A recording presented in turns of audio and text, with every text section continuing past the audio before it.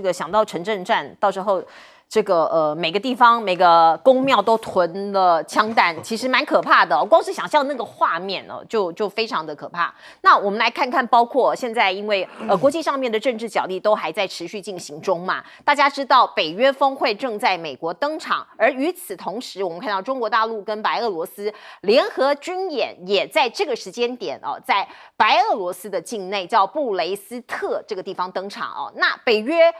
很关注，为什么？因为这个地方其实已经是欧洲的腹地了哦，距离波兰不到5公里哦，所以北约峰会哦，在召开的这个时间点，他们就觉得说，哦，是你中国在搅局俄乌战争，还是在威慑我们北约啊？他们就对中国大陆的一举一动哦，都盯得非常的紧，盯得非常的牢。可是呢，白俄哦和中国大陆的这个关系密切，已经不是1天2天了。上一次他是加入上合组织，那这一次两国又合作，除了军演之外，包括两国还有一起开发新型的飞弹系统，而且白俄的军队已经接收了。那另外我们看到美国对中国的忌惮啊，真的是日益的这个增加哦，包括他们点名哦，中国大陆是最大的威胁，来自于美国众议院的议长强森哦，他说啊，我们北约要赶紧的加强国防啊，因为中国大陆的威胁啊日益的增加，包括俄罗斯、伊朗、北韩、委内瑞拉、古巴哦，中国为首的轴心啊，每天早上醒来都想着如何来打倒美国，感觉有被害妄想症哈。那中国对全球和平构成最大的威胁哦，就是某种程度就是把这些国家哦说你们拉在一起哦，你们是邪恶轴心，大概是这样的意思啊。那我们再来看看，包括北约峰会做了什么事情。那当然，它聚集了全球30多个国家在这里开会嘛。那很多的议程啊，还有这个讨论都围绕着中国哦，都围绕着中国。我们也可以看到，包括立陶宛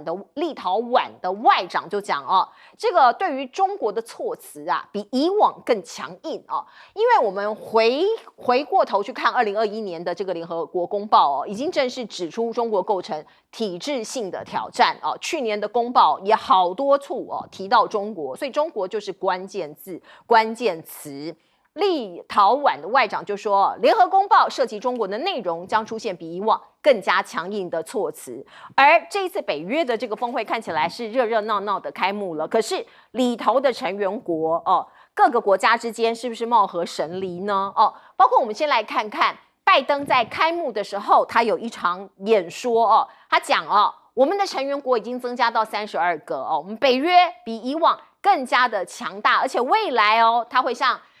这个德国、意大利、荷兰、罗马尼亚这些国家一起联合向乌克兰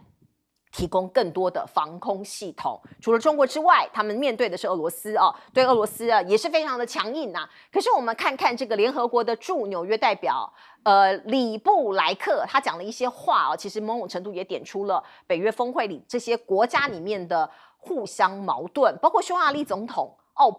总理奥班前一阵子不是跑去了见习近平，也跑去了这个俄罗斯看了这个普京吗？哦，所以他认为其实已经是分裂的，包括斯洛伐克的总理啊也不挺乌克兰哦，所以大家其实心里都有自己的盘算。而拜登在这一场盛会里头，他小心翼翼的有一场演说，可是读稿机尽管全程开着，他还是吐槽了。来看看。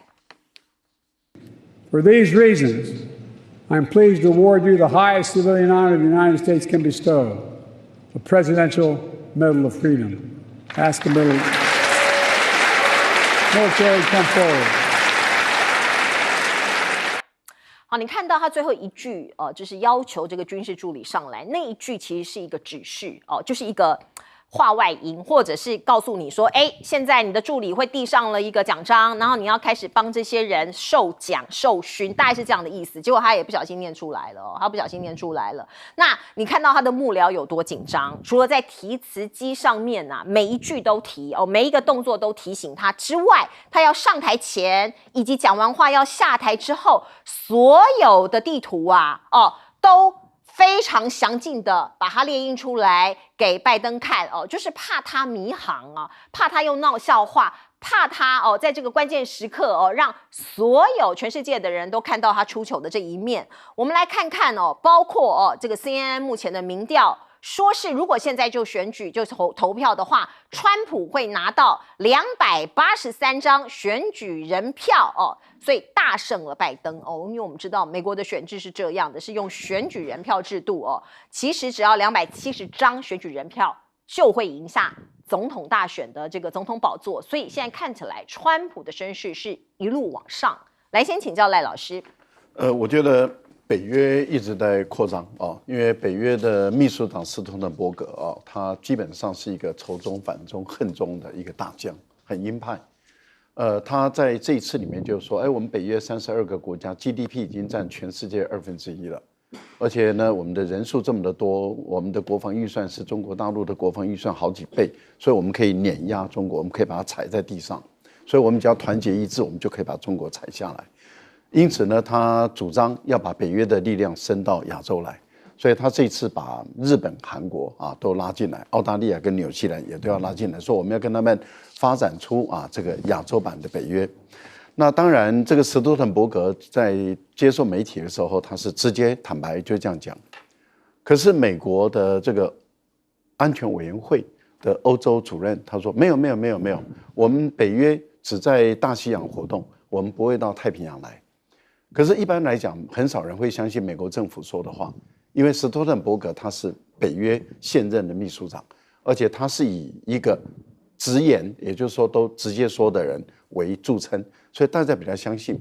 可是北约的国家里面，像法国马克龙他就主张说，北约不要离开北大西洋，不要进入太平洋。意大利的总理也讲得很明白，北约就是北约，就是北大西洋的组织，不要进入太平洋。所以欧洲里面有不同的国家，尤其这些大国，法国啦、意大利啦，他们的立场跟美国、跟斯托滕伯格啊、挪威啊，他们就不太一样了。那当然也包括了匈牙利，也包括了斯洛伐克等，他们认为北约没有理由要到亚洲来。亚洲的国家其实也不是那么的欢迎你北约到亚洲来，像东盟就认为说，你看像李显龙就认为你北约的国家到亚洲来，你会把我们亚洲的国家搞乱。我觉得在这一次里面，中国大陆也向北约展现它的军事的实力了。这次就特别选在北约的峰会前夕，因为北约在开会前，他们就一直在吹风了。吹什么风呢？他就一直在吹说，我们这一次北约的75周年的会议啊，主要是针对2个国家，一个就是俄国，一个就是中国。所以我们对俄国跟中国的态度会比以前更加的强烈。好啊，那你现在在还没有开会之前，你已经到处在吹风，而且韩国跟日本眼看的也要加进来。我觉得在这一次中国大陆做了两个工作，第一个工作就跟白俄罗斯就在距离这个波兰很近的地方举行联合军演。那中国大陆向北约展现出来的力量是什么呢？它不但可以用运20空运把武装部队投到这个白俄罗斯去，它其实还是可以透过铁路运输就可以把大部队、大规模的部队，也就是说透过俄罗斯的这条线进入白俄罗斯，也就是中俄之间的联手，就可以把中国大陆的军力整个往欧洲的地方来移动。那我们都知道，铁路的运输可以把一些重装的武器，例如说包括坦克啦，或是这些装甲车，还有大炮，还有大规模的军队，就这样运过去。这是在地面跟空军战中那么所展现出来的。那在海战呢？海战里面就跟俄罗斯联手这次就从日本海往南走了。往南走以后，再经过大隅海峡，那也就是中俄的4艘战舰，那在本身就穿越了日本的这个南九州的大隅海峡，往太平洋的方向来移动。这个代表什么呢？代表就是说，如果你日本、韩国你加入北约来对中俄之间构成安全上的威胁的话，那你本身就沦落入中俄之间的联合作战的战区了。那欧洲战区可以开，在亚洲战区可以开，因为中俄的联合就形成了一个欧亚大陆的很连在一起的一个很大的一个板块。可是你欧洲的北约的国家，你要把你的海空军要拉到太平洋这边的战场的话，你根本没有这个能力。可是俄乌本身可以透过陆地上的一个连结，那么不管在海军、空军、陆军的联合作战中，都可以完全展现它的力量。我个人倒认为，北约要好好想想，你要进入亚洲来搞乱亚洲，其实连澳大利亚的工党在这一次故意不参加，就是告诉你亚洲是亚洲人的亚洲，我澳大利亚是亚洲的国家。前面的反对党他是不认为它是亚洲的国家，可是我们工党认为澳大利亚是亚洲的国家，所以不欢迎北约到亚洲来捣乱。好，将军怎么看北约？我觉得拜登这次真辜负了北约。为什么今年的北约会选在华盛顿来召开这个峰会？很明显的就是帮拜登造势嘛，对不对？为什么北约要帮拜登造势呢？因为如果说是这个川普当选的话，川普会跟他们北约收钱呢，对不对？所以说这些国家来讲的话，就他们立场来讲的话，我干嘛要交钱？那川普讲得很明白啊，对不对？你们要付我保护费啊，对啊，对不对？那你的 GDP 现在如果说军费不到2%，你都不够意思，都是要靠我美国保护你。你们如果说是将来要靠我美国来保护你们的话，你们 GDP 最少要拉到2.5，所以这些北约国家就利用这机会，对不对？到华盛顿去开这个峰会，然后目的你看很明显的就是帮拜登造势。可是真的拜登辜负了人家北约的一番用心良苦哈，居然在这种致辞的上面来讲又出贼了，这个又造成这种出贼。所以我觉得北约这次峰会来讲，第二个目的就是针对中俄两国，这是无可厚非，这是这个明白的一件事情。你看，他这次来讲，除了说是北约这29个成员国之外，他好几个国家去参加，包括日本跟韩国。我们等一下会讲到奥地利就很精，他不去了，他怕得罪中国，他又不去了。那日本跟韩国进来，是不是就是很明显的日本想这些北约国家想拉着日韩成立一个这个亚洲版的小北约版？所以针对中国的态势非常非常的明显。那中国当然看得出来啊，你这什么意思？对不对？你在这种状况之下，你针对我，那我绝对你把我当塑胶啊，那我一定要还以颜色。他还以什么颜色呢？他就是到跟这个白俄罗斯来实施军演，就是说我也有我的实力。你看以前来讲的话，大概这个中国跟这个俄乌战争里面，他一直保持中立、劝和的态度，所以他没有支援这个俄罗斯任何武器跟装备。但是我们突然在上个礼拜看到一件事情，就是这个中国来讲的话，他用运20的飞机降落在莫斯科的机场。那你如果说是运军品，你可以用火车运啊，对不对？或者是说用这个货运机运啊。如果说你晶片什么比较高科技的、比较精密的装备，为了求快，你可以用民航机。你为什么大拉拉的用一架军用的运20运过去？这种态势摆得很明显。那今天来讲的话，更明显的，直接用军队直接进入白俄罗斯，不但军演，还展示他们的这种火箭炮。这火箭炮很厉害，口径300公里，然后口径300公里，射程可以到这个200到300公里这么远。300公里很多观众可能不了解它威力有多大，我知道威力有多大。我跟各位讲，我们金门最大的火炮口径只有240公里，那已经是目前全世界最大的火炮，2、4栋。对，大家有时候去金门参观的时候，你会看到就是那300公里比它还大，那种杀伤力是很大的。所以我觉得这次来讲的话，反而北约峰会里面，我们其他领袖都没看到，只听到谁拜登的这个讲错词。另外还有一个明日之星，叫做匈牙利的总理的奥尔班，大家都重点在那边。你到底到这边来，你去过这个乌克兰，去过俄国见过泽伦斯基，见过普京，也见过习近平。你现在会讲出什么样的话？其实反而大家重点在奥尔班会讲什么话。是，来彬哥怎么看？像是美国这个拜登总统他的这个身心状况，其实真的全球瞩目。其实我们都知道，北约当初成立的目的是什么？是为了对抗苏联跟他周边的这些国家嘛。那可是问题是，现在的北约到底是干什么？现在北约叫做世界仲裁者吗？还是什么东西？因为你叫北大西洋公约组织，那你现在升到太平洋来，那日韩在加军演，你要叫什么两洋的公约还是什么？我不知道。这个就越来越奇怪了嘛。那重点是在于北大西洋公约组织当时为什么大家能够团结？因为有共同的敌人，就是前苏联。那现在呢？现在如果你说围堵俄罗斯，他们是可能愿意，因为俄罗斯会直接影响到他们的生存安危。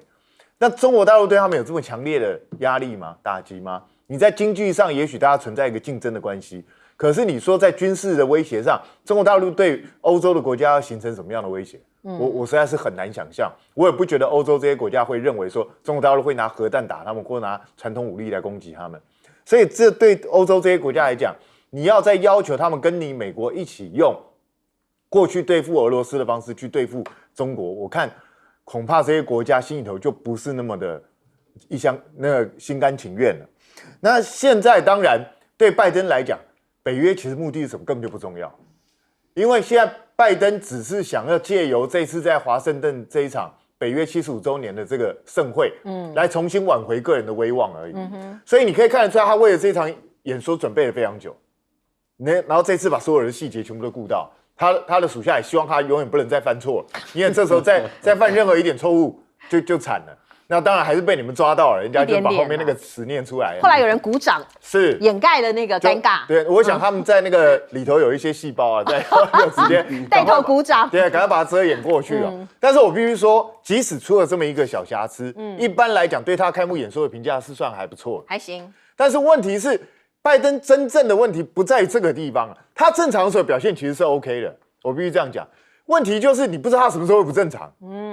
重点在这里。所以你就算一次正常，2次正常，甚至有一次表现很杰出，他不要到了那一天，他要辩论那一天突然之间又不行了，又秀抖。对啊，或者是在哪一天突然之间又开始不知道自己身在何地，那请问一下怎么办呢？所以我觉得参与北约的这些国家也都知道就是这么回事。所以我个人认为这一次北约恐怕很难达成什么成就，因为大家都是离心离德。是，刚刚来宾有提到北约入印太有很多国家都觉得怪怪的，甚至是不欢迎，包括东协这些国家都觉得你来我这里干嘛？你美其名是要做一些这个合作，可是那会不会为我们带来更多的灾害跟战争呢？包括你看到日本其实最是兴致勃勃啊，他看到日本北约将设专线共享机密情报，岸田文雄看起来跟北约走得最近他说必须加强跟北约的合作，来维护世界和平世界和平的大帽子又抬出来了。而另外我们看到呢，这个他们想要在北约想要在亚洲这边找一些伙伴。那其实目的非常明显，就是为了对抗中国嘛那我们也可以看到，包括纽西兰、日本、韩国这3个国家的领导人已经连续第3年出席北约的峰会了。不过我们看到中国这一头，包括外交部长王毅跟泰国的外交部长有一些外交上的磋商，他也意有所指，说要警惕北约把手伸向亚太那我们看到呢，回想2年多前，李显龙当时还是新加坡的总理，他就讲了他说应该避免相当于北约的组织才符合亚洲的利益。某种程度，他讲出了东协这些国家的心声。那刚刚提到泰国，我们就来看看中国大陆跟泰国之间的千丝万缕的关系，包括现在旅游因为暑假嘛看到很多中国的游客跑去泰国旅游所以你看到这个航班这2国之间的航班激增213%那你可以看到呢，泰国的媒体就兴致勃勃的说，希望把中国的游客把这个1年可以拼到全年800万，因为对他们来说是一个很大的收益。泰国也是一个观光大国我们看到泰国人有一个调查显示，泰国人有80%的成年人受访说他对中国抱持正面看法，这跟西方国家很不一样。我们知道现在以美国来说、欧洲来说对中国的看法都是很负面的，可是泰国其实没有这样反而是非常正面。而另外你看到很多各种的一些合作包括你看到中国的食品公司把澳洲的新鲜的这个 Orange 引进这个中国大陆的市场。那澳洲的酒庄也为中国的葡萄酒买家在微信提供意见。什么意思？他们要销售他们的葡萄酒到中国大陆，那他必须在微信开账户，然后呢讲一些所谓的评论品酒像是这样子的一个促销的活动有非常多。南太平洋的这些岛国看起来也希望跟中国大陆有一些结盟，有些经济上面的合作。美中在南太平洋的这些角力我们看到这2个小国万纳杜跟所罗门的总理先后在7月的上旬访问中国大陆包括你可以看到中国出资在万纳杜新建总统府，现在已经落成了，还有一个落成的典礼那万纳杜的总理也去参观了华为我们来看看这几个岛国，甚至是南方或者是南半球的国家跟中国大陆现在有些紧密的合作，可是西方国家还是在防堵。来请教赖老师。西方国家一直要把欧洲搞乱，现在要想把手伸到亚洲来其实这个对亚洲国家并不是一件好事情中国大陆目前来讲，它已经快要超过美国，成为全世界最强大的国家啊。它的目标也是如此。那它现在是定位在2035年，它要全方位的超过美国啊，包括成为全世界最强大的科技强国。可是，即使中国大陆成为全世界最强大的科技强国，中国大陆对于世界各地的领土是没有野心的。对韩国是如此，对于日本也是如此，对于南海的国家也是如此啊。甚至对印度，中国大陆如果要把印度目前有争议的土地拿下来的话，当初把印度打得落花流水的时候，就把那个土地收回来不就行了？当初把越南打回亮山的时候，中国大陆把越南的土地收回就行了嘛。那中国大陆以现在的军力来说，要把南海的所有的岛礁都收回，坦白说问题都不大；要把钓鱼岛整个都拿下来控制住，问题也不大。问题就在于他不愿意这样做，那就是代表什么？有能力而不愿意这样做，这代表说他没有领土的野心，他只想说用政治的方法长久的解决这问题，不要用武力的方法。可是我觉得韩国跟日本现在的政府的领导人去加入北约来去对付中国是不智之举啊。那澳大利亚很清楚的知道今年就不适合再这样玩了啊，所以我个人是觉得澳大利亚的艾班尼斯基本上来讲是回到工党的传统，就是比较有智慧了啊，那不会再盲目的追随美国。南太平洋的国家里面南太平洋的岛国，他们大部分我不是讲全部，大部分都发觉就是说跟中国大陆的合作更有利于他们的发展啊，因为中国大陆愿意提供他们的基础建设。愿意帮他们在安全警监这个部分里面，那么建立一个安全的体系，这个更有利于他们，所以他们更乐意把他们的留学生派到中国大陆来学习、来读书，然后他们也感受到说，中国大陆的发展比较适合他们发展中国家的模式，而欧美的国家，尤其是美国，那么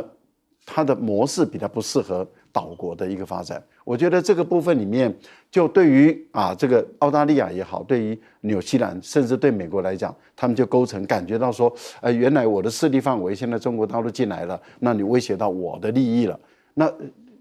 问题就在于，对中国大陆来讲，我又没有抢你的地盘，我只是在这个地方发展。为什么他要到南太平洋岛国发展？是因为中国大陆开辟的跟这个拉丁美洲、加勒比国家的这个地区的这个海上贸易线，它必须要确保它的生命线的安全不被封锁，这个是一个必然要走的路，所以它跟南太平洋岛国建立关系，就让它有这个途径，有这个支撑点在走。可是美国这个国家，它感觉到说，它的这种霸权的地位在消失，因为世界各个发展中国家有中国一个选项，也就多一个选项的，所以美国就不再具有绝对的支配地位。美国自己的恐惧就变成他要打压中国，然后给中国大陆制造麻烦。可是我觉得这个长期以来对美国也不利。14亿的中国人怎么可能会是你3亿5千万的美国人可打趴的？更何况一个儒家文化孕育出来的那么重视教育的中国，怎么可能会在人力的培养上面会输你美国？所以人口多，聪明智慧又多，人力培养又多，时间到了，它自然成为又回到历史上第一强国嘛。这个是一个历史上你不可能改变的嘛，一个轮回。好，来我们进一下广告。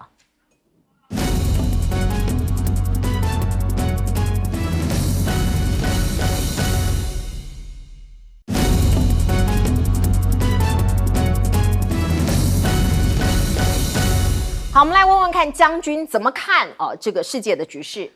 我特别要讲澳洲这次很明白，对不对？他不去参加北约峰会，那他用的理由是什么呢？你听听看他讲说，因为我最近出国太多了，所以我必须要留在国内，避免浪费公帑被人民骂。你看这是理由吗？好烂的理由但是他第二个理由他说什么？因为我国内通膨很严重，所以说我不适合去参加这个北约峰会。我觉得第二个理由他讲的是真的，为什么？因为他就是因为国内通膨严重嘛，所以他必须要留在国内拼经济。那跟谁拼经济？当然就跟中国要拼经济啊。那好不容易花了1年时间，对不对？以前莫里森把这个澳中关系搞坏了，他现在好不容易修补好了，在这个时候他如果去参加北约峰会，你是不是又跟中国之间关系又搞坏了？所以他就他就不愿意，因为去参加这个北约峰会得罪了中国，又要重新再修补关系。是，那为了国内的经济通货，他现在通货膨胀，他自己讲得很明白嘛。澳洲就是因为通货膨胀，他必须要拼这个经济。然后艾班尼斯是工党比较务实。那工党来讲的话，政治人物来讲的话，他要选票。对不对？那民众来讲的话，支持你去，对不对？认同这个你就去。民众认为说你去对我民生有影响来讲的话，民众他一定做过民意调查，觉得说，他这次去北约峰会适当不适当？其实我相信说，大概澳洲的很多民众认为说是跟中国来讲，如果说因为你这次去参加北约峰会，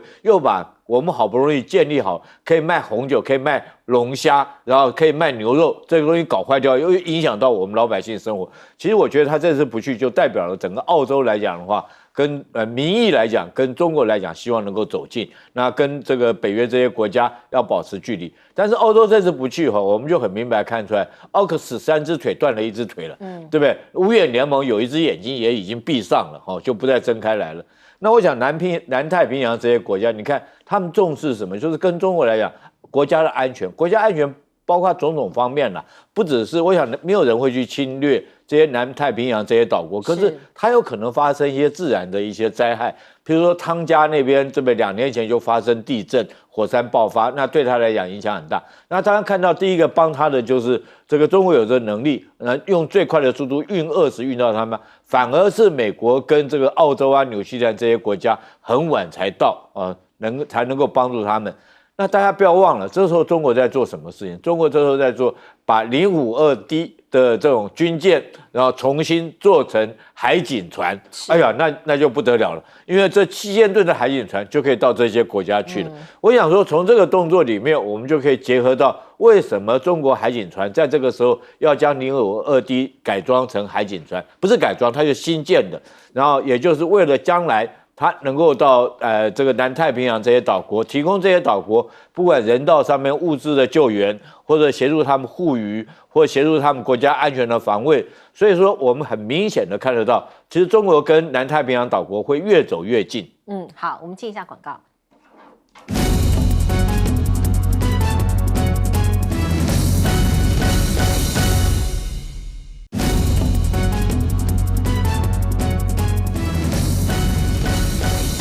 好，我们来问问看彬哥。我觉得其实中国大陆最近这几年，你看，虽然在军事上、在经济上，它一直不断的跟美国在缠斗，可是我觉得对他来说，他最近有一些更重要的发展，就是他开始越来越注重观光，特别是他最近开始干什么，就是对很多国家直接开放，我不需要对等，我就直接单方面对你开放免签，然后就让你来玩。然后就这个已经吸引了非常多的外国的游客前来，那就是一下子跟去年同比的话都暴增了大概20几、30几这样子，它增加非常多。那其实这个跟过去中国大陆给人的保守的印象是差距很大，所以我觉得这代表什么？第一个，中国大陆越来越有自信，也就是他以前可能会担心外国游客来会造成治安问题，或是有一些东西它不是那么好的东西，他不是那么想给你看到。那现在他会觉得说，就算你看到一些我不是很好的东西，没关系，我可以经得起批评，然后我们大家可以互相交流，也可以改进。我觉得中国大陆越来越显出自己的自信。那同样的，我觉得最主要是他想通一个道理，就是过去他相对比较保守的状况下，他可能会反而容易让西方的一些媒体有操作的空间。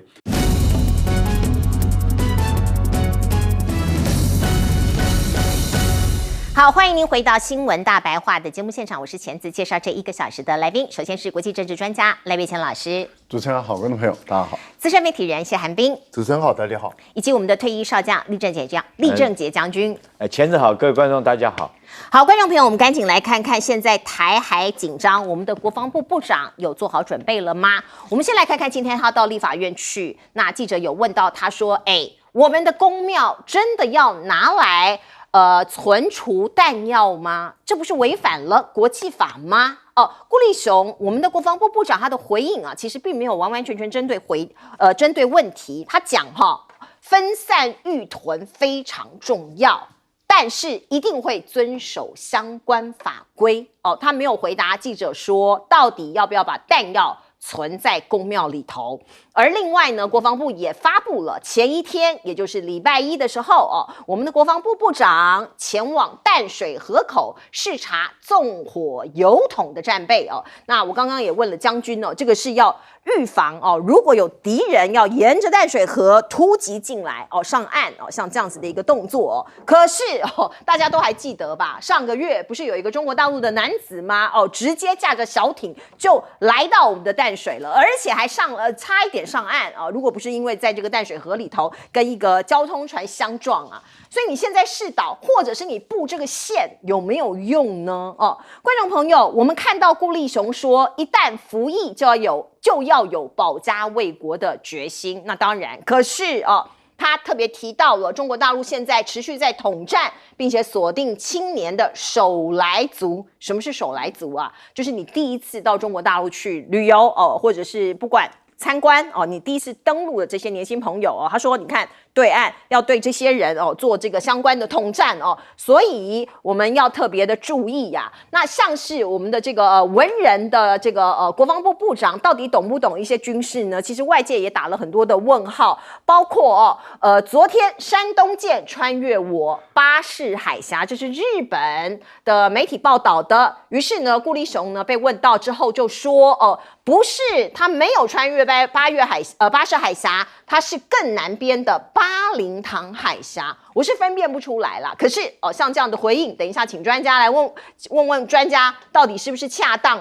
这恐怕没有办法改变解放军就在我们台海周围不断活动像这样的事实。我们可能想要问的是有没有方法来因应或者我们准备好了没有？那另外我们看到对岸的央视有曝光一段画面他说山东舰在演训的时候呢，被一艘外国舰艇直冲过去要明显是面对它而来。那带刀侍卫055大区延安舰就全速冲向该舰，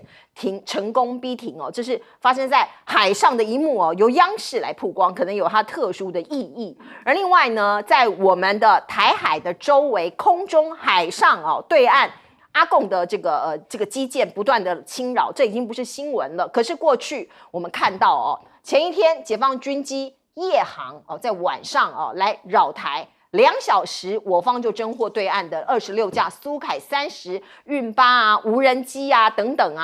其中有19架越过了中线所以这个是他们在配合共建执行联合战备警巡吗？这个到底我们的国防部我们的国军有没有掌握呢？而另外我们看到美国在冲绳布置了36架 F-15的 EX 战机，据说1个小时之内就可以抵达台湾所以我们看到对岸有一些解读，对岸的学者叫曹新他就说这个就是把目标对准中国，企图对中国展示威吓的这样的一个姿态，像这样的姿势。美国也发话了，这是美军美军他就说他是这个在2022年时任美国印太司令的阿基里诺他说这个习近平违背了他2015年那个时候中美其实还蛮友好的时候他曾经访美嘛，他说过一些话他说当时习近平曾经承诺不会在这个所谓的南沙群岛有这个不针对，也不会影响任何国家，也无意搞军事化。可是阿基里诺说现在中国已经把至少3座南海的人造岛礁全面军事化所以他下了一个判断，他说习近平他就是违背了他的承诺，他就是背信。而另外我们看到这个世界这个2大集团现在慢慢的看起来对峙的情况也越来越加剧了。中俄还有美日菲这是在南海我们看到的情形。我们看到俄国媒体就说俄罗斯的完美号护卫舰跟中国解放军军舰在菲律宾海联合演练，那这个针对性很强那我们也可以看到包括冲绳这里一直都有美军基地，可是近年来有很多当地的居民其实一直不断在抗议。那当然有些是人为的，有一些是军事项目的演练，像是美军在这里做伞降的训练这件事情当地居民就觉得不堪其扰，因为会影响到他们的日常生活嘛所以呢冲绳县的副知事也正式去递交一个抗议书他说这样的训练是践踏县民的感情。那另外我们也可以看到呢，包括菲律宾妇女团体也批评菲律宾跟日本新的防务协定一些民间上的反应其实还蛮大的。来，我们先请教彬哥，彬哥怎么看包括顾立雄这一连串今天在立法院说的话？顾立雄等于承认就是准备要在公庙囤放弹药，就是这么简单。他这个回答就等于承认了嘛。那请问一下，什么时候要开始实施？那公庙真的有办法储存弹药吗？所以我觉得这恐怕都是大问题因为他们想法很单纯，因为公庙有一些广场空地，他们就准备囤放在那边。你觉得，当你这个计划一出来的时候，那个公庙会不会立刻变成人家第一波攻击的主要目标？那你的弹药全部就被人家打完了，那我也不知道这个你确定是一个好的一个做法吗？而且这不会违反国际法吗？他说不会违反。违反了，当然违反了，对啊，所以他说一定会遵守相关法规。请问一下，我国有什么相关法规吗？没有啊，这其实是国际法的东西啊，所以他就是在跟你玩话术而已啦。那至于说在淡水河口你要用这种纵火油桶，老实讲，这个构思其实很久以前就有了，以前是准备在那边拉一串油桶，然后直接拿机枪扫射让它爆掉。那现在用一个比较新的，因为那个油桶常会被潮流啊或其他的东西把它拉散，所以他现在就是用以前的架桥车，那个架桥船，然后把它拉起来，就这样子而已，然后在下面弄个155流把它引爆。可是问题是这个东西挡得住吗？我就觉得，就算你把它引燃了，它烧完了，然后嘞，烧完就没有了。实际上这个是什么时候的人的智慧？你知道，就东晋时候的人的智慧。这么久以前，东晋那个时候为了防止那个敌人攻过来，就在长江里头拉了一个铁索，后来不是一下就被人家破掉了，就是这么简单。所以这一招不会起什么大作用的，我就觉得不用对这种东西有多大信心了。所以我也不知道搞这个东西，人家的直升机，请问一下你在那边弄铁桶有什么用？我也不知道有什么用。人家那个铁牛气垫登陆船一台是500多吨的，它直接碾压过来，请问一下，我也不知道该怎么做。那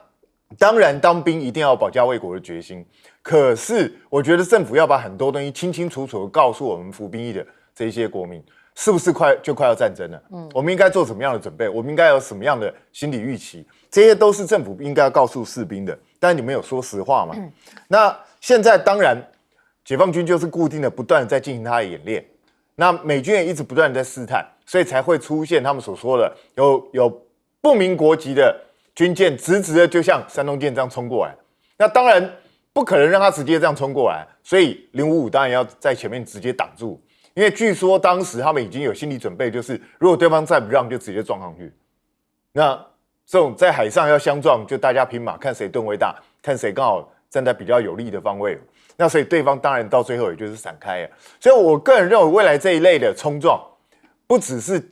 几乎冲撞，我认为直接冲撞都有可能。未来可能会越来越多，因为美国会不断的试探这些东西。那当然，解放军他现在因为我们的国防部毫无作为，然后呢，赖清德也不愿意让两岸之间的紧张态势降低，所以解放军的演习是越来越多、越来越频繁，而且不断的在操演各种各样的可能性，不断在我们的空域附近来回走。那请问一下，我们就是眼睁睁看着之外，束手无策，就是这样。我已经好2年了，2年多了。请问一下，我们到底做了什么？你有打算怎么去因应这个东西吗？没有，从来没有给我们一个肯定的答复。然后现在在南海，他们指责中国大陆在那边军事化，在那边如果建基地就要军事化的话，那美国在全球建基地是把整个地球军事化，是这样的意思吗？所以我觉得你可以看得出来，大陆尽量不想用非和平的手段在南海做行动，可是直接一直在冲撞的是谁？是菲律宾好像不是大陆那个动用特种部队的是谁？是菲律宾所以谁在南海进行军事行动？好像是菲律宾然后你们2人先告状，你们先进行军事行动，只是军事行动失败之后就开始换回嘴炮，用指责了，是这样吗？我觉得这个都没有什么太大的意义。那中俄跟美日韩，或是加上台湾这些对抗的态势，大概是越来越明显。可是我必须说，对菲律宾来说，他去跟日本结盟的意义到底是什么？日本当年曾经在那个马尼拉进行大屠杀，他也曾经奴役过菲律宾。那日本有为这个事情真心诚恳的进行过道歉吗？好像也没有。所以你觉得菲律宾人真的对日本人的观感很好吗？我真的觉得菲律宾的总统自己要想清楚。来赖老师，分散式的弹药预囤是有必要，但是你放在公庙又是另外一回事。因为当你放在公庙的时候，那基本上来说，在日内瓦公约它的规范里面，就是宗教信仰的地方是不可以作为打击的一个对象。是，所以我们通常在战争的时候啊，这些宗教信仰的地方成为人民的一个避难所，以及心理的一种慰藉所，它的保护功能就消失了。所以我觉得顾立雄这样做是不对的。也就是说，你应该要思考的是说，你要分散弹药。你既然可以选择公庙，你也可以选择在这个更远的一个地方，你找一个隐蔽的地方作为分散式嘛。你既然认为可以分散，你就可以寻找很多公有地，那么你去做分散的一个堆放。但是你要考虑的地方会不会破坏我们的生态，破坏我们的自然环境？你这个部分里面要跟我们的这些环保组织要跟他沟通，而且要跟当地的地方政府，他们本身的水土生态的保存会不会造成破坏，你也要跟他们沟通。我想这个是顾立雄这个玩这个律师的这个灰色的一个法律字眼是不应该的，因为你国防部的部长，你什么事情都要清清楚楚，你分散堆放是一回事，放在公庙又是另外一件事。再强调，放在公庙就直接把公庙的不被打击的这个保护伞，你直接自己拿掉了，这个是千不应该万不应该的事。我觉得顾立雄要做一个交代。另外，台湾的年轻人是不会为台独而战的，不要鱼目混珠，说为保护家园而战，没有人会为台独而战。所以，当你要搞台独的时候，两岸爆发战争，没有多少年轻人愿意去参战。我觉得在这个部分里面，你要搞清楚。山东号航母到了这个巴士海峡以外，这个地方其实它已经告诉你说，这个美国所谓的第一岛链，它的功能已经消失了，也就是没有所谓的第一岛链。那山东号航母本身对于巴士海峡的风控的这个能力，它在做演练，也在培养出这样的一个风控南海跟巴士海峡的能力，也切断了美国第一岛链的存在，这个已经成为一个现实了，这个你已经不可避免了。那你今天台独的这些人，尤其是有一位很奇怪的一个所谓的不知道为什么会被升为将领的人，他说解放军没有夜战的能力，人家就告诉你说，解放军的空军还是有他的夜战的能力啊。所以这个部分里面就会让人家觉得实在是啼笑皆非。我觉得日本目前这个绿色的一个媒体，他说一个小时内可以从这个琉球群岛那么来支援台湾作战。这个不要欺骗台湾人。为什么说不要欺骗台湾人？美国或者日本一旦使用琉球基地介入台海的战争，那源头打击就形成了有正当性了。那也就是说，解放军就有源头打击的这个正当，那他就会对于在琉球的普天间的空军基地或者是这个所有的这些军事基地进行攻击。大陆打琉球、打日本的军事基地不是一件难事啊。所以我倒认为不要去那边骗台湾的老百姓，骗台湾的一般的民众，说美国会支援台湾作战，不可能的事情，日本也不可能。所以我觉得不管今天要讲什么说美国一定会支援，美国怎么敢支援？日本怎么敢被美国人使用军事基地来去介入台海的战争？因为日本就卷入这场战争了，美国也卷入这场战争，这怎么可能的事情？我都觉得都在开玩笑。美国的军官其实少说话比较好，因为美国是最没有资格去说别人这个说一套做一套的。美国的政府从来没有说过实话，更何况今天不知道是哪一个国家在菲律宾建9个军事基地。中国大陆如果在自己的领土上建军事基地，也就是在南海的岛礁建军事基地，坦白说还小儿科你美国在菲律宾在关岛只是托管地不是你美国的领地